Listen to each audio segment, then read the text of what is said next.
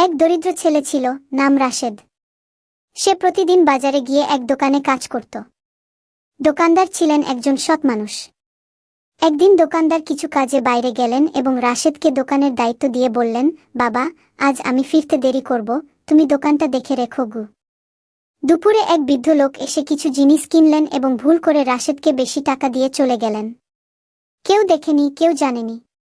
রাশেদের মনে শয়তান ফিসফিস করে বলল, এই টাকা রেখে দাও, কেউ জানতে পারবে না কি। কিন্তু তার মনের ভেতর আরেকটা আওয়াজ বলল, আল্লাহ সব দেখেন গু। রাশেদ দৌড়ে গিয়ে বৃদ্ধ লোকটিকে খুঁজে বের করল এবং অতিরিক্ত টাকা ফেরত দিল। বৃদ্ধা বললেন, বাবা, তুমি আজ আমাকে সততার প্রকৃত শিক্ষা দিলে গু। কয়েকদিন পর সেই বৃদ্ধ আবার দোকানে এলেন, সঙ্গে একটি চাকরির চিঠি নিয়ে। তিনি ছিলেন এক ধনী ব্যবসায়ী। বললেন, তোমার মতো সৎ মানুষ আমার প্রতিষ্ঠানে চাই। রাশেদের জীবন বদলে গেল, কিন্তু সে কখনো সততা ভুলে যায়নি।